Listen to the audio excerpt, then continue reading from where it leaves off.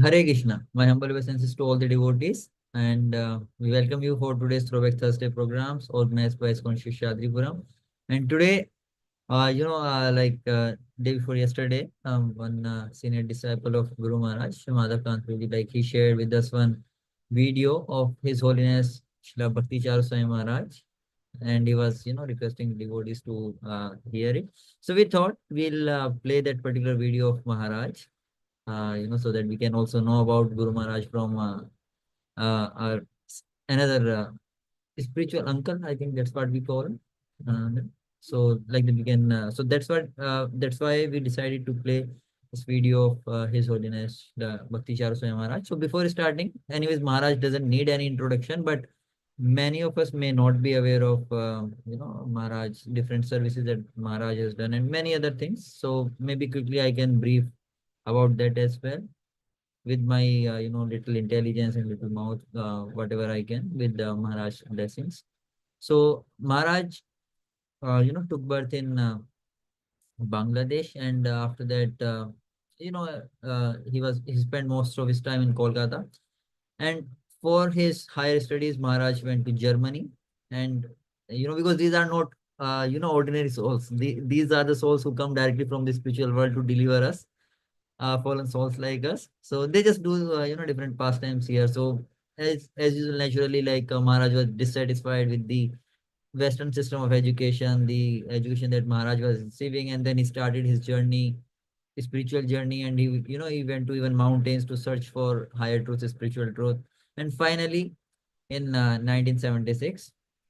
Maharaj, came to a Iskcon Kolkata temple. So there, after visiting a temple few times, he was willing to have a copy of Bhagavad Gita, but somehow Bhagavad Gita was not available in the temple that time. So Maharaj then received Bhakti Rasamrita Sindhu, the Nectar of Devotion, which is like the commentary of Srila Prabhupada on Bhakti Rasamrita Sindhu. So that book Maharaj received, and after that Maharaj said like it changed his life. And after that, Maharaj, because these are very special. So within a year, like when Maharaj met Srila Prabhupada, a year later, 1970, uh, 7 or 1976, sometime near that, in Kumbh Mela. And then after having first darshan of Srila Prabhupada, after few days of that, sometime after that, Maharaj received his first initiation, then second initiation, and then sannyas diksha also. And Srila Prabhupada, when he met Srila Bhakti Charu Swami Maharaj, that time he, told Maharaj, like, why don't you translate my books in Bengali? Because Maharaj was from Bengal. So Srila Prabhupada requested Maharaj if he can translate all Srila Prabhupada's books in Bengali. So like whatever books we see in Bengali today, so it's because of, mercy and blessings of Srila Bhakti Charu Swami Maharaj. And after that, after some time, Maharaj even became a spiritual master. And Maharaj's main center was Iskcon Ujjain, as far as I know, as far as I understand from many of the disciples. Like in our Jagannath temple, we have Mitradhish Prabhu, who is Maharaj's disciple and was personal secretary of Maharaj as well for some time. And then, so Maharaj also, created one amazing, he did very amazing service. Like he created Abhay Charan series like we have Lilamrit, right, which is in the text format, and Maharaj created a video series, a TV serial basically, which was watched by millions of devotees that time, millions of people that time, which is I think is still available, and devotees can still watch it. And after that, Maharaj, a lot of services. Maharaj became a GBC as well and took responsibility of multiple regions throughout the world. And he was extensively preaching throughout the world in various countries, various places. And Maharaj has, even written one book, a very famous book on Srila Prabhupada, which is named Ocean of Mercy, which has like interactions of Maharaj with Srila Prabhupada, where he talks about all those things. And Maharaj was also personal secretary of Srila Prabhupada, and as far as I can remember, Maharaj was also like during the last days of the pastimes of Srila Prabhupada, Maharaj was also present and serving Srila Prabhupada that time. And like that, so Maharaj was involved in lot of services, and he had a huge contribution to this movement started by Srila Prabhupada. So That's a little bit like I could say about Maharaj. I don't want to take much time. Let us hear directly from Maharaj himself about Srila Jayapataka Swami Maharaj. So with that, I would like to share my screen and play one video of Maharaj. Yeah, and before that, we can just recite prayer. Om Ajnanati Mirandasya Jnananjana Shalakaya Chakshurunmilitam Yena Tasmai Shri Gurave Namaha. Om Vishnu Padaya Krishna Vishnaya Bhutale Srimate Bhakti Vedanta Swami Niti Namne Namaste Saraswate Deve Gaurvani Pracharine Nirvishesha Shunyavadi Bhashate Deshtarine Jai Shri Krishna Chaitanya Prabhu Nityananda Shri Advaita Gadadhar Srivasadi Gaur Bhaktavinda Hare Hare Krishna, Krishna Krishna, Hare Hare, Hare Ram, Ram Ram, Hare Hare. So today, a great fortune to hear directly from His Holiness Bhakti Charu Swami Maharaj. Hare Krishna. Kirtan was going on. I don't know who was. When did Your Holiness meet His Holiness Jayapataka Swami for the first time? I met Jayapataka Maharaj the first time the day I arrived in Mayapur. I arrived in Mayapur evening Arati time when the Kirtan was going on. I don't know who was leading the Kirtan. I was not really so concerned about the Kirtan, only I was aware of the vibration of the vibrant Kirtan. But then when the Jayadhani was being given, it was Jayapataka Maharaj who was giving the Jayadhani. And I saw his towering personality standing above all the devotees lying on the floor, and he was giving the Jayadhani, which at that time sounded like an endless chore. And it was very impressive to see an American person going on with all these Sanskrit expressions. So that was my first impression of Jayapataka Maharaj and the day I arrived in Mayapur.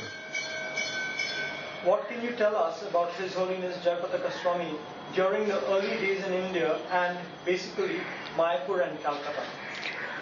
Yes, Jayapataka Maharaj was the personality behind Mayapur project. Jayapataka Maharaj and Bhavananda Maharaj, they were two co-directors of Mayapur at that time. Bhavananda Maharaj was mostly involved in Mayapur, but Jayapataka Maharaj was very much involved in preaching and arranging things, especially funds. And like my first impression was, like after I joined Mayapur, that Jayapataka Maharaj was the integral part of the management of Mayapur. And his heart was completely committed to Mayapur project. I heard at the early days there were not so many facilities. That was even before I joined. They were living in a hut. There was no vehicles. Like Jayapataka Maharaj used to commute between Mayapur and Krishnanagar with in a bicycle, and like that, like from the very beginning of Mayapur project, Jayapataka Maharaj was involved, and he was completely committed to Mayapur project. And as we mentioned about Calcutta, those days, in the early days, the relationship between Mayapur and Calcutta was not very conducive.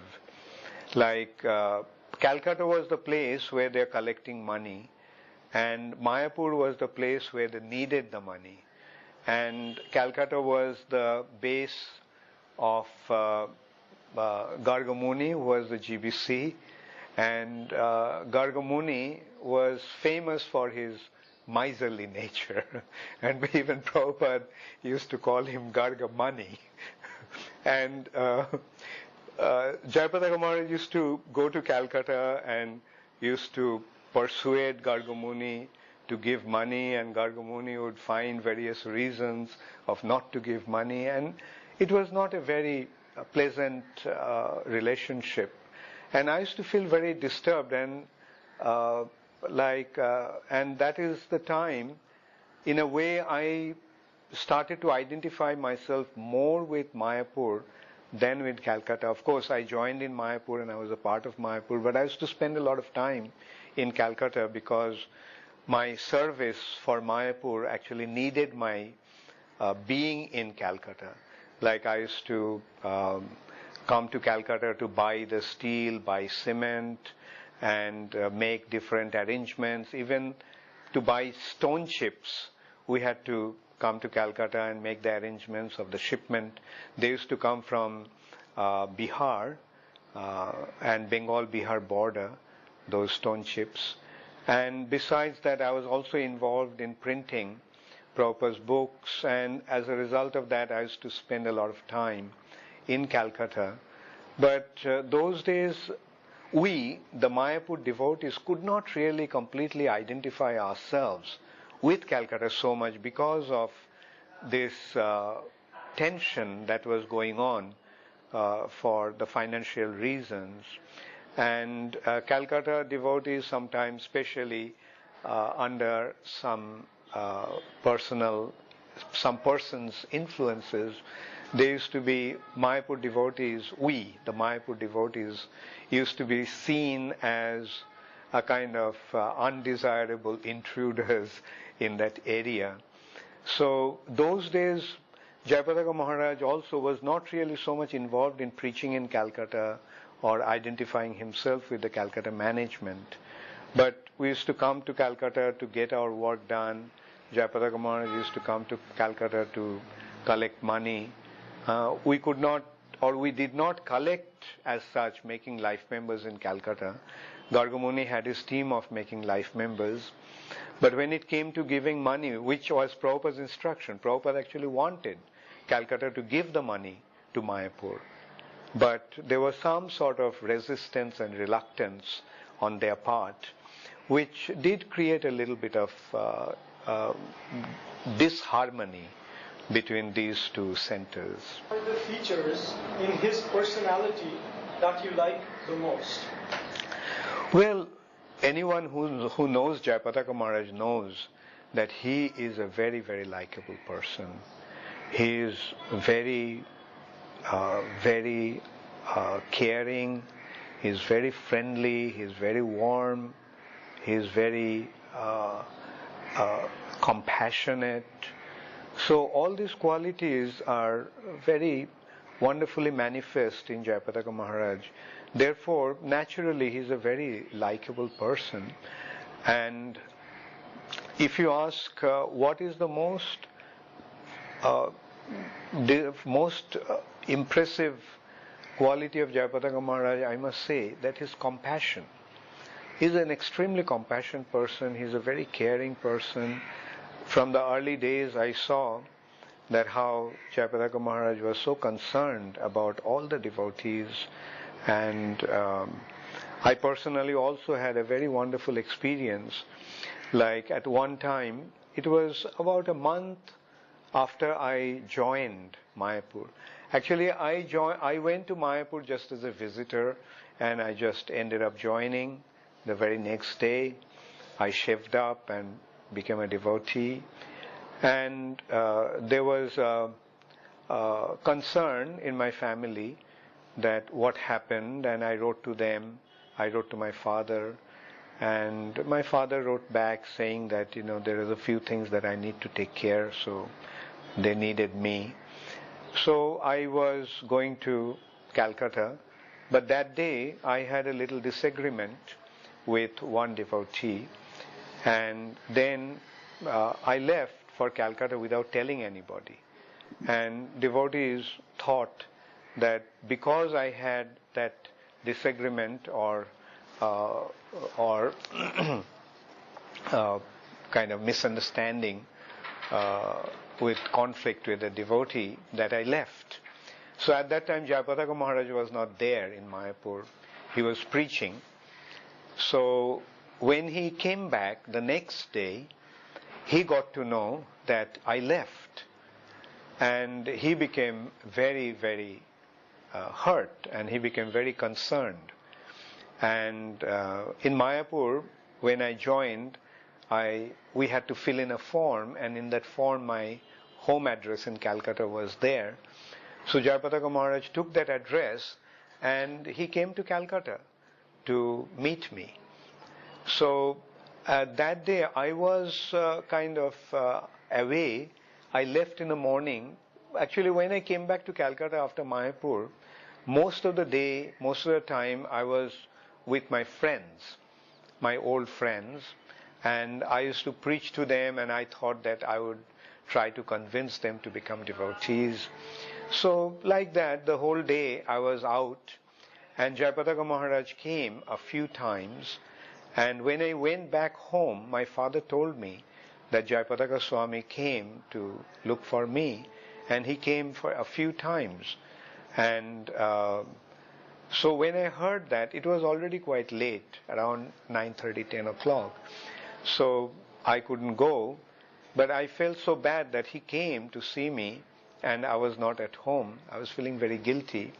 So that night only, early morning, around 3 o'clock, I just left home and went to the temple. Actually, I left at 3 o'clock knowing well that the Mangalartik will be at 4:30, because I thought that maybe I won't get a taxi, so I'll have to walk. So I left early. And also I was so eager to meet Jayapataka Maharaj that when I woke up, I just took my bath and left for the temple. And I remember when I arrived in Calcutta temple, everything was closed. And I was just sitting outside waiting for them to open the door. And so finally they opened the door and I attended Mangalarati, and I met Jayapataka Maharaj, and I apologized to him that he went and I was not there. And Jayapataka Maharaj told me that why I left. I told him that actually I had to come to Calcutta to do some work, and I had to my father actually wrote to me that few things needed to be done, and so he needed my presence. And I also, at that time I realized that it was actually the disagreement that I had with a devotee, one of my godbrothers there, that made them think that I actually left being disheartened. And then Jayapataka Maharaj said, "Come, I am leaving right after Mangalarati, you also come along." So I said, "Look, I haven't told my father. I should at least go and tell him." And Jayapataka Maharaj told, "Father, you had so many fathers in so many lives. This father also you'll forget. So don't worry about it. Let's go to Mayapur." And so I just took his words and just practically in one clothes, I just left again. I left with him and we drove together in Mayapur. So this actually gave a very, very deep impression in my mind, like how caring he is. Like I was just a devotee, joined for a few weeks, and because I left, he actually took the trouble to come all the way to Calcutta to take me back to Mayapur. Do you remember something that Srila Prabhupada said in front of you about His Holiness Jayapataka? Yes, Srila Prabhupada said many things about Jayapataka Maharaj. Naturally, and Jayapataka Maharaj was very, very dear to Srila Prabhupada. And Prabhupada used to consider Jayapataka Maharaj to be his very dear child, very dear son, his prized possession. Like Mayapur was the main project of Srila Prabhupada. Naturally, it was the birthplace of Sri Chaitanya Mahaprabhu. And Jayapataka Maharaj was the person who had the entire responsibility to develop Mayapur project. When Prabhupada started Mayapur project, he sent Jayapataka Maharaj, and Jayapataka Maharaj committed himself completely, and Prabhupada was very, very pleased with him for his dedication and commitment to Mayapur project. And I used to notice whenever Jayapataka Maharaj came to Vrindavan those days, when Prabhupada was quite sick and Prabhupada was in Vrindavan, whenever Jayapataka Maharaj came, like Prabhupada, when he got the news that Jayapataka Maharaj came, Prabhupada would immediately send for him and inquire from him about Mayapur, how things are happening. And he used to give so many instructions to Jayapataka Maharaj, how to manage the place, how to cultivate the local people, how to preach Krishna consciousness. And I used to see, to me it seemed that Prabhupada was very concerned about the development of Mayapur project and propagation of Krishna consciousness movement in Bengal. And he was depending a lot on Jayapataka Maharaj for that. Like he himself couldn't do that. So he was actually counting on Jayapataka Maharaj. And he gave him so many instructions that you preach all over Bengal and you'll become so famous. And I also remember once Prabhupada told that if Jayapataka Maharaj committed himself to preaching in Bangladesh, then Bangladesh will become Krishna conscious. And like in this way, Prabhupada gave so many wonderful instructions to Jayapataka Maharaj, and we could see that how important a role Jayapataka Maharaj played in Srila Prabhupada's preaching mission. As you were Srila Prabhupada's secretary, what did Srila Prabhupada say about his services? Prabhupada was very pleased with Jayapataka Maharaj's commitment and dedication to Mayapur project, and he was very pleased that Jayapataka Maharaj was focusing all his attention around Mayapur. Like those days, Jayapataka Maharaj was not spending so much time in Mayapur as such. Like as I said, like Bhavananda Maharaj was most of the time in Mayapur.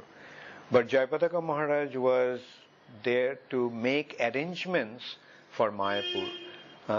Making Mayapur the center, he was doing things, preaching, book distribution, and food distribution program, and cultivating people, dealing with politicians, dealing with lawyers, dealing with the local Muslims, local people. And also when he was there, he was so concerned about Mayapur's welfare. And and Prabhupada was, we could see that for Prabhupada, Jayapataka Maharaj was the person to develop Mayapur project. And he always encouraged us to serve under Jayapataka Maharaj. Like I was of course with Srila Prabhupada all the time, but when devotees would come from Bengal, or even devotees came from the West, Prabhupada would tell them, if they wanted to spend time in India, often Prabhupada would tell them, go to Mayapur and help Jayapataka Swami. In which area of preaching or service, according to you, His Holiness Jayapataka Swami has been successful? Jayapataka Maharaj is, one could see that Jayapataka Maharaj is a preacher. He is a preacher. And he made his mission to preach in Bengal. And in the early days we used to see that what an endeavor he used to make to learn Bengali language. Jayapataka Maharaj did not really sit with books and learn the language as such, but he would just go out of his way to speak to people in Bengali. And in this way he was actually learning the language. And I could see that what an expertise he developed over the language. And he would converse with the local Bengalis in a very, very simple language. The language that they speak, the local villagers speak, Jayapataka Maharaj used to speak the language in that way. And he also used to speak while others used to get translated. Other senior devotees in Mayapur, American devotees, Western devotees, used to have a translator. Somebody had to translate. They would speak in English and they would translate. But Jayapataka Maharaj would directly speak to those people in Bengali, and he would preach when we'd go to programs. Jayapataka Maharaj would speak in Bengali, and that was a big preaching. Like in Bengal those days, for an American to speak Bengali was an unique sight. And that's why Jayapataka Maharaj became so popular in Bengal, because he became famous all over Bengal as an American Swami who speaks fluent Bengali. And his heart had been always very, very full of compassion for the living entities, which is another most important element, another most important quality for a preacher, compassion. And we can see like such deep compassion Jayapataka Maharaj had for all the devotees, all the people. And those days, of course, Jayapataka Maharaj was focused around Bengal and Mayapur. But then later on, Jayapataka Maharaj, when he started to travel, his preaching area extended all over the world. And we could see, like, wherever he went, his main concern was to bestow his mercy upon the conditioned souls and give them Krishna consciousness. You all have been working together in many areas, including management as GBC. What can you tell us about the activities of His Holiness Jayapataka Swami in these areas? Yes. My impression was that Jayapataka Maharaj was not really so interested in managing. He was more of a preacher, and he used to give people ideas, he used to give them direction, and he wanted local devotees to manage. And I think that is what Srila Prabhupada expected out of the GBCs, to give the direction and to the local devotees and manage, and not get into the nitty-gritties or details of management. So I would say, he used to manage through preaching. He used to preach, he used to give them Krishna consciousness, he used to give them the ideas, he used to give them the vision, and he used to inspire them to achieve those visions. And of course, I also saw him struggling to manage Mayapur when there was financial difficulties. In the early days, Mayapur did not have any source of income. And Mayapur had to depend mainly upon Calcutta, and the management in Calcutta was not really very favorable to supporting Mayapur. And he had difficulties, and he had to undergo a lot of humiliation also at times. Like, he would go ask for money, and the people who were sitting with the money, the devotees in management, they would say, well, we don't have any money to give you. And then Jayapataka Maharaj often had to tell Prabhupada that this is their attitude, and Prabhupada then would interfere and force them to transfer the money to Mayapur from Calcutta. And but besides that, the integral part of management as such, it was always a wonderful experience to work with Jayapataka Maharaj, because he is a very warm and a very friendly and a very kind person. Therefore, it has always been a treat to work with him. Like, he always he loved to work as a team. He was not so much giving direction, do this, do that. His mood was something like, let us do that together. And he was shouldering all the responsibilities, all the difficult parts, he was shouldering upon himself, taking upon his own shoulder. But at the same time, the fun of doing things together, he kind of shared with all those who were around him. And that is how we were actually managing, and we were serving Srila Prabhupada, and he was very protective, like Mayapur. And another thing about his management is he didn't hesitate to call a spade a spade. Sometimes some people would come up with some undue proposal, so unfavorable proposal or impractical suggestion.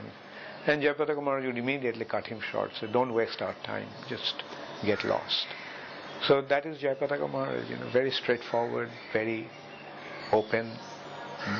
Please can you narrate to us some stories about His Holiness Jayapataka Swami that we all will be delighted to hear, as the one you mentioned in your report after your visit to Bhakti Vedanta Hospital that you posted on Pan Hall. Some similar stories are very much inspiring. Yeah. Well, maybe I can reiterate those stories a little more elaborately. One incident that is very vivid in my memory is how protective Jayapataka Maharaj was about Mayapur devotees, Mayapur project. And those days,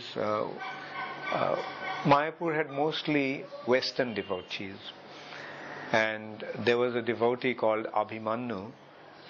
He was from the British Army. He was a commando in the British Army. And he was a very agile, very naturally a very fit and powerful person. I remember he used to jump, just to show his commando trainings, he used to jump from the second floor to the landing of the staircase with the ease like that of a cat, and he would just fall and then stand up straight away. So Abhimanyu was the security in charge. So one day, one night, we were actually sitting at Jayapataka Maharaj's room. We were discussing about something. We used to spend most of the times in the evenings. We used to be together in Jayapataka Maharaj's room, upstairs on the roof. And so Abhimanyu came running, said that we have been attacked in the Goshala. Our cows have been attacked by the Muslims. And sometimes we used to think that Abhimanyu used to suffer from paranoia. Jayapataka Maharaj used to tell him, although he was an army person, but somehow he used to be very easily alarmed. But that time we could see that something was very, very critical. So Jayapataka Maharaj said, we immediately jumped up. He asked Tapomai to get all the sticks together. Tapomai was another fearless devotee. Madhusavita Prabhu was there. So we all just picked up the sticks, and some of the sticks had spears on top, and some were bare sticks and some were spears. And we just collected those sticks and spears, and we ran from the Lotus building towards Goshala. There was no road as such, like through the field. We just ran to the Goshala and shouting. And when we arrived there, whoever came to attack or whatever, they just ran away. And I still remember, we were running, but who was on the lead of the team? It was Jayapataka Maharaj. We were running faster as we could, but he was way ahead of us. So that is Jayapataka Maharaj, always there to protect Mayapur project, protect every single aspect of Mayapur project. Then one time we used to often go to the bank of the Ganges, and we used to just go to the Ganges and swim. But then came Guru Kripa and his Namhat. They were a bunch of ruffians, and Guru Kripa was an ex-Vietnam veteran. He was a Vietnam veteran. And he has this group called Namhat. They were preaching mainly in Japan and collecting a lot of money. And they were giving a lot of money to Vrindavan project. Vrindavan temple was just built, and then Bombay. And Guru Kripa's famous Namhat group came. They're all tough Americans. Guru Kripa would select only the tough characters. The only mild character in that team was Bhanu Maharaj. Those days, he was not a sannyasi, and he was just the exception to Guru Kripa's team. Like, he was so gentle and so calm and composed, and he used to take care of the deities. And so we used to go to the Ganges. When we used to go, the Mayapur devotees would go into the Ganges in a team, and we would spend hours together. Like, we would lie on the Ganges, smear the Ganga mud on our body, and let the mud soak in the sun, and it would stick to the body. And then we would go to the river and take a swim. Sometimes we would float 1 or 2 kilometers downstream. Like, we would walk a long distance, and then we would get into the river and then float along the river for 1 or 2 miles, and then we would come up and walk to the temple. So that used to be our pastimes in the Ganges. But when Guru Kripa came, another pastime started. Like, they were all ruffians, tough characters, and they used to fight, wrestle. And wrestle on the mud.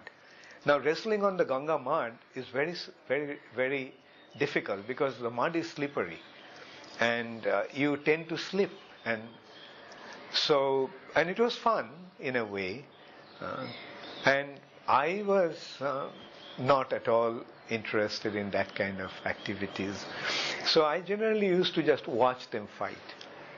So one day Guru Kripa insisted that I have to fight. I have to also come in and fight. And so I started to fight with one American devotee. And anyway, in no time I was defeated. And they were just roaring with delight and laughter, that as if it was their victory over Mayapur. And Jayapataka Maharaj couldn't stand that. So he stood up and he said, "Come, any one of you come." I gave it.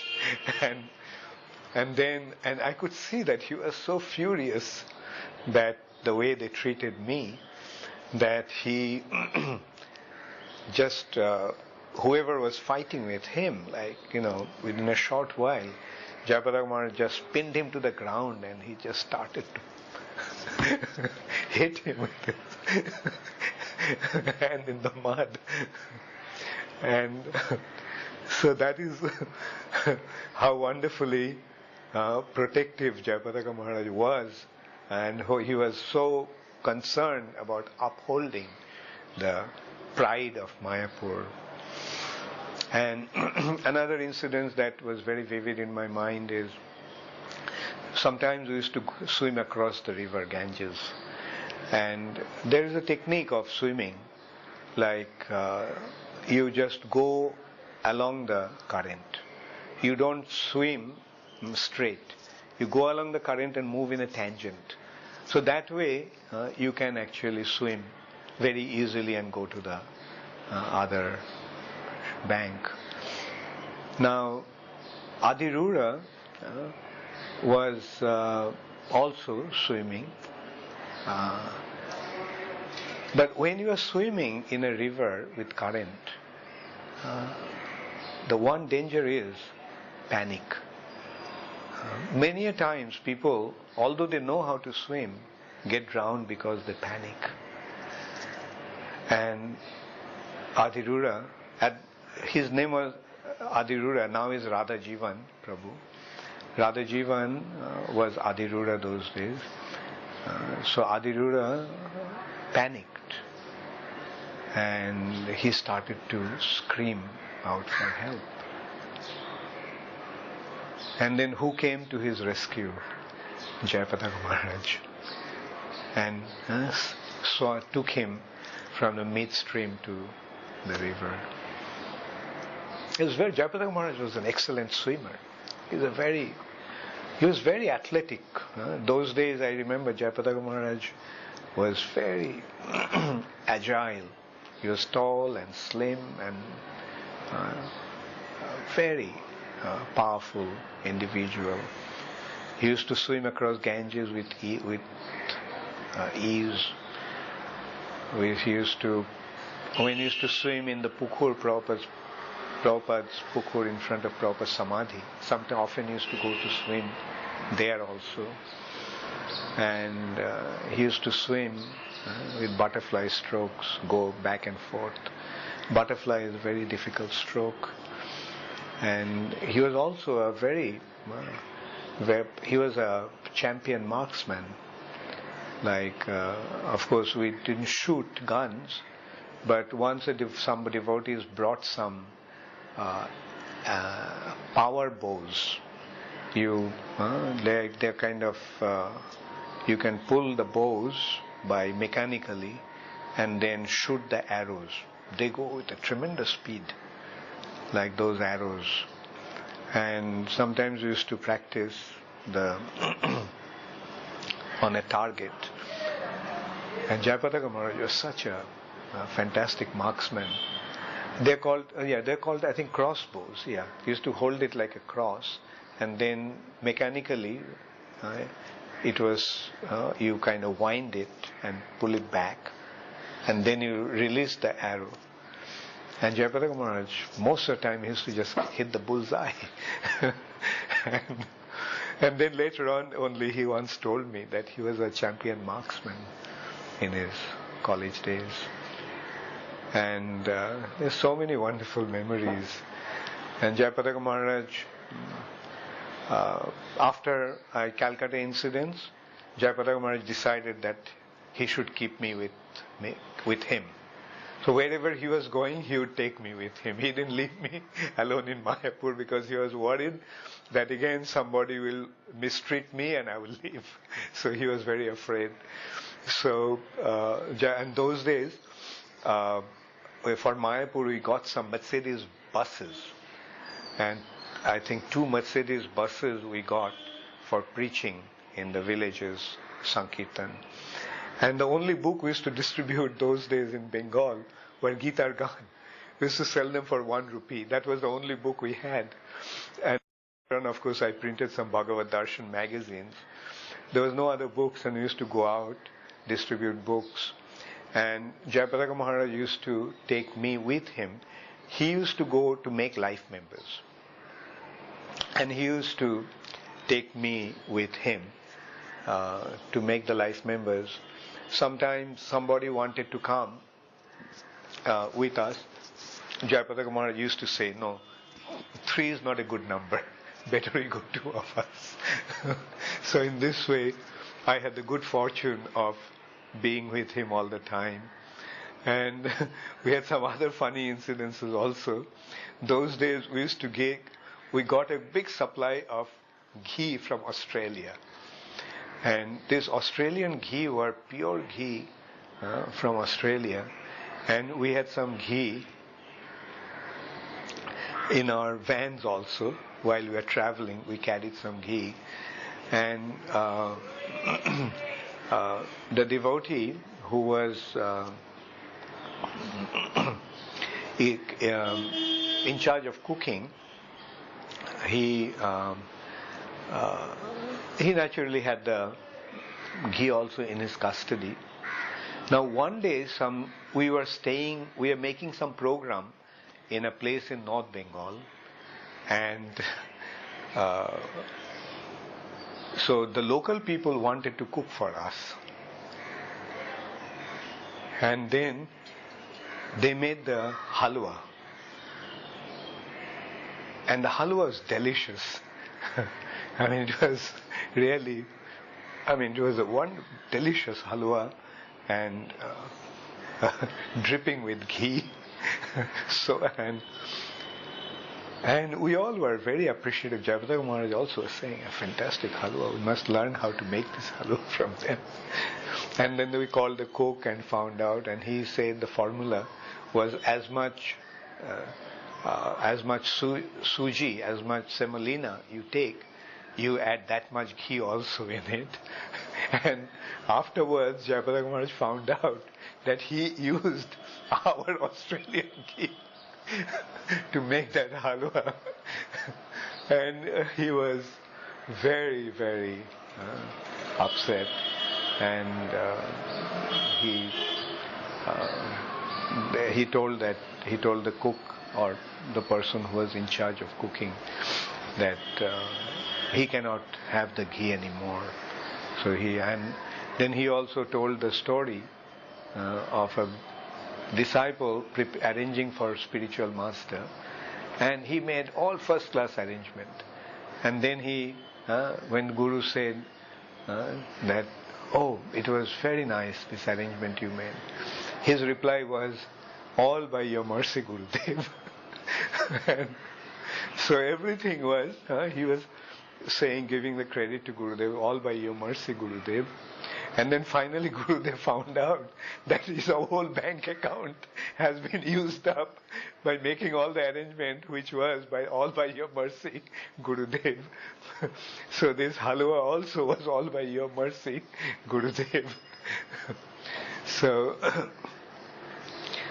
those days were glorious days. It's unfortunate that after Prabhupada's disappearance, we became so busy. Jayapataka Maharaj had to take up so much responsibilities that we couldn't really spend that kind of time together. But the memories of those early days are very, very wonderful. What can you say about His Holiness Jayapataka Swami after the stroke? How you felt and what came to your mind? Actually, it was a mixed feeling. It was a very shocking experience. Like, when it happened, I was actually staying next to Jayapataka Maharaj's room. He was in room 507 and I was in 509. And as I came out of my room for Mangala Artik, to go to Mangala Artik, I saw quite a few devotees standing there. So I thought, well, they're probably waiting for Jayapataka Maharaj to come out. But then my servant told me that Jayapataka Maharaj became very sick. So I immediately rushed into his room and I saw that he was unconscious. And at that time my feeling was I couldn't really take it that seriously. I felt that probably he was exhausted and he became tired and unconscious. And but then when I saw that the ambulance people were there, so then it occurred to me that it's something very serious. So they carried him, and the ambulance people carried him downstairs, took him to an ambulance. Bhakti Purushottam Maharaj, Brajahari Prabhu, Maharaj's servants, they all accompanied him in the ambulance, and I followed him in another car. There was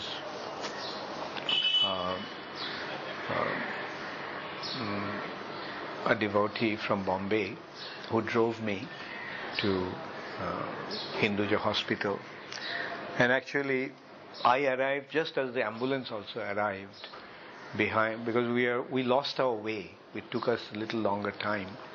But since the ambulance was moving slower, I arrived at a time when Jayapataka Maharaj was being carried to the emergency ward. And after preliminary check-up in the emergency ward, the initial report was nothing serious. So we felt very relieved that there was nothing serious. There was no problem with the heart, and it was not so serious. But then afterwards, when he was taken to the intensive care, and the doctors came. That was early in the morning, so it was just in the emergency department, some junior doctor checked him. But when the senior departmental heads, the head of the cardiology and brain person came, they decided to take a CT scan. So that was at around 7 o'clock, and the CT scan revealed that he got a stroke on the stem. And the doctors actually explained to us what that actually meant. And their assessment was, their feeling was, that in a situation like that, one does not survive. Patient doesn't survive. And there is nothing they can do also. Had it been, the doctor's point was, had it been in any other part of the brain, and no matter how serious that stroke was, they could do something. They could operate. But this stem is such a serious area where all the nerves from the brain are converging, and then they are diverging into the spinal column. So that is a very, very critical area, and they do not touch that area. So the doctor's thing was that we can't do anything. And the only possibility is just, they say that depend upon Krishna. And then they also mentioned that most cases the patients don't survive, and if they survive, they become paralyzed. But although the doctor said that, deep in my heart I had a feeling that he'll be all right. Because I knew that, I felt a strong conviction that if he's a devotee of Krishna, so Krishna will protect him. And all that is happening to him is just Krishna's plan. Krishna may have some divine plan which will be unfolded in course of time. And so that was the situation. Then one devotee told, I think Bhakti Purushottam Maharaj actually suggested that there is a person in Navadvip who can actually, by chanting mantra, cure. So he was contacted, but that person didn't speak English. So since I was there, they just called me and asked me to speak to him. So I spoke to him and I told him about Jayapataka Maharaj's ailment. And what he said also gave me a lot of assurance. And his first word was actually that he is a devotee of Krishna. Krishna will take care of him. Don't worry. He'll become all right. So I came out and the devotees were waiting. Oh, yeah, another thing he wanted to do is he wanted me to hold the phone in front of Jayapataka Maharaj's ears, and he would chant some mantra. So he did that, and then I came out, and I kind of, with full conviction, I just told the devotees who were waiting on the lobby, just outside the intensive care unit, that don't worry, he'll become all right. And the devotees were so excited, they just all shouted, Jai! And since then I had a very strong conviction that Jayapataka Maharaj will become all right. And then another critical time was that one next evening called me and asked me to come down to Gopal Krishna Maharaj's room. And when I went there, I found there was Gopal Krishna Maharaj, Brajahari Prabhu, Devakinandan Prabhu, and a few other senior devotees. And the consideration was that Gopal Krishna Maharaj just received a message from Ashok Hinduja, the owner of Hinduja Hospital, that the neurologist, the head neurologist of Hinduja Hospital, and the head neurosurgeon, both of them confided in him that Jayapataka Maharaj would not survive. So that's why Gopal Krishna Maharaj wanted to have a meeting, and But when I heard that, my strong feeling was that Jayapataka Maharaj cannot leave now. He will become all right. So I very strongly expressed my conviction that no matter what the doctors say, but he'll become all right. And Gopal Krishna Maharaj also agreed with me and expressed his strong conviction that he'll become all right. So that was my feeling. In one hand, it was shocking, it was painful to see him in that condition, but at the same time, I had a deep conviction that he would become all right. What can you say about His Holiness Jayapataka Swami after his miraculous recovery and constant preaching, even if he is temporarily physically limited? That is a sign of a pure devotee. A pure devotee, in whichever condition he is in, he simply spreads the glory of Krishna. He simply tries to benefit the conditioned souls and deliver the living entities from this material bondage.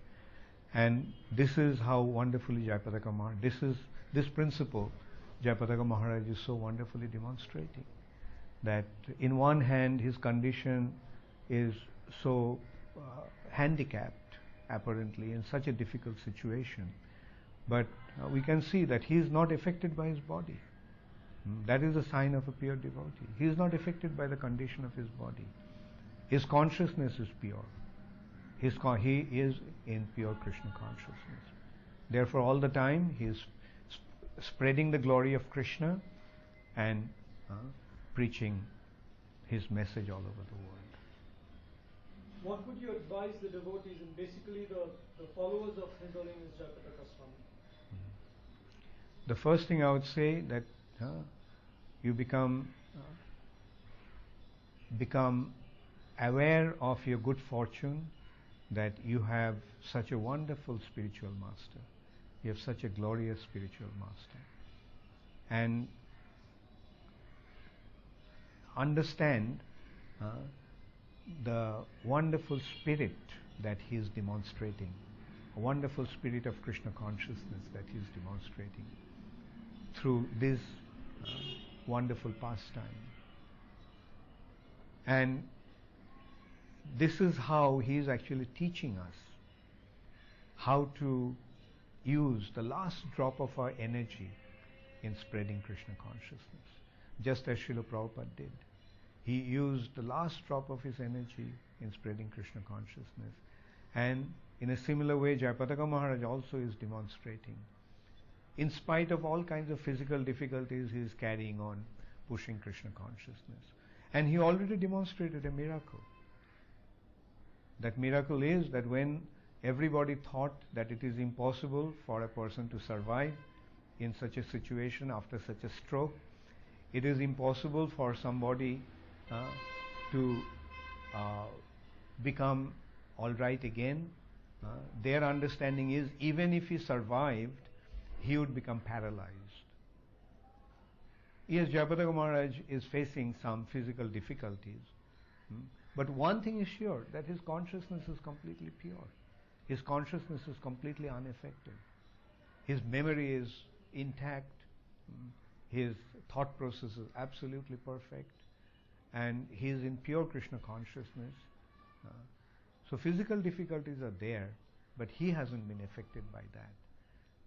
Just like the body is just the covering, but inside that body, doesn't matter, irrespective of the condition of the body, there is a pure spirit soul who is simply concerned about spreading the glory of Krishna and serving Krishna. So this is how glorious a spiritual master you have. So follow his footsteps and make him as your ideal and become like him. Is there anything that you always wanted to say about His Holiness Jayapataka Swami that you never had a chance and that now you have it, you want to share it with us? Yes, at a time like this, I feel that I haven't properly expressed my appreciation for him. Like when we are together, we somehow don't feel the need or somehow don't don't find the way to express our heartfelt gratitude and appreciation. So this is what I want to express now, is my heartfelt gratitude to Jayapataka Maharaj for all that he has done for my spiritual life, and my appreciation, my heartfelt appreciation for him, for all that he is doing for this world, for the benefit of everybody in this world.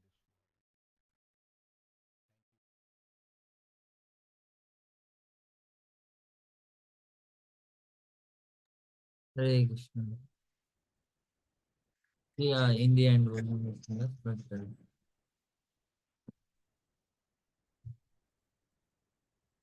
forget about close moving. So Hare Krishna. So thank you all the devotees for joining today's session, and I think it was a wonderful experience hearing directly from His Holiness Bhakti Charu Swami Maharaj. So it's a great fortune that we could hear, and like especially you could see like how much love and care is there between Srila Prabhupada disciples, like how much love and care Maharaj is. It's not that Maharaj has not done anything. Maharaj has done a lot of wonderful services for the movement, but the way he was telling Guru Maharaj has done this, that, this, that, so many things, like a lot of wonderful exchanges, loving exchanges that both the Maharaj had. So it was really amazing, and as well as very inspiring to hear. So I hope you all also enjoyed this wonderful session by Maharaj.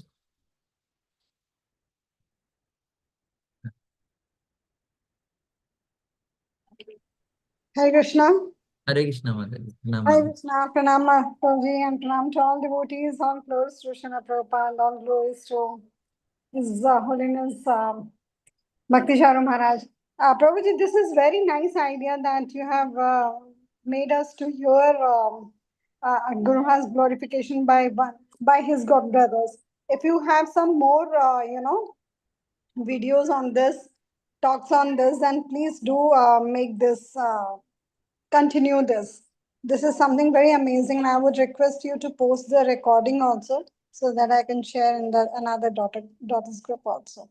जी माता जी, and Very nice, प्रभु जी, बहुत ही अच्छा idea था और बहुत ही अच्छा this glorification was the था. idea of Sadguru Sevanandani. He is standing next to me. Jai, she's better half of yours now. So thanks to both of you and three of you. Yeah, sure, Mother. बहुत अच्छा We'll do idea था that. ये, बहुत ही अच्छा idea था. कितनी बार ऐसा होता है कि जैसे बोलते हैं ना कि ना ज्यादा वो एक का ना श्लोक है ना कि ज्यादा परिचय होता है तो हम है ना वो महिमा नहीं जान पाते हैं, क्योंकि हम गुरु महाराज से रात दिन उनके कोट्स पढ़ते रहते हैं या लेक्चर सुनते रहते हैं, तो हम उनका समहाउ वो चला जाता है, बैक ऑफ द माइंड में चला जाता है. पर जब हम उन्हीं के गॉड ब्रदर्स से या सीनियर डिवोटी से उनके बारे में सुनते हैं, देन ये फिर से ना वो अपलिफ्ट करता है हमारी सोल को और गुरु महाराज के प्रति हमारे समर्पण को. Very nice idea, thank you. Yes, yes. Okay, so I think with this we can conclude. So Hare Krishna. Thank you all the devotees for joining today's session. And like Madhi suggested, we can we'll also plan to play such videos of Srila Prabhupada's disciples, talking about Guru Maharaj, so that we can also know how much love and care these disciples, these God brothers have between them, and get inspired to have such relations among ourselves as well. Like I was especially touched by the way, Guru Maharaj went, like Guru Maharaj thought Bhakti Charu Swami Maharaj left the moment and then he is going to his home. And it's not that it's like nowadays also, it's not that easy, to travel between Mayapur and Kolkata. And then at that time, Guru Maharaj just simply went. So that's very, very touching. That's very inspiring, to hear this. Yeah. Okay, okay. Thank you all devotees for joining. Vancha kalpatarubhyasya kripasindhu पतिता नाम पावनेभ्यो वैष्णवेभ्यो नमो नमः. हरे कृष्णा प्रभु। महाराज की जय. जय. जय Maharaj ki jai. Jai. Yeah. Thank you, Thank you. Prabhuji. Thank you so much. The devotees Thank who you, are Prabhuji. Hare I'll Krishna. share this link in Throwback Thursday WhatsApp community. So if you are not part of that, you can just message and you can just join. Thank you for sharing such amazing and especially wisdom. Thank you. Thank you. Thank you for joining. So yeah. So I'll share this recordings link in Throwback Thursday community channel. And by the way, all the recordings that we do here, they go to Thank you, Maharaj. Jayapataka Swami Shishya Samu worldwide. There is a YouTube channel. Like all the videos goes to that particular YouTube channel. So in case you ever miss the link, it's always there. Okay. Thank you. 1 minute. Huh?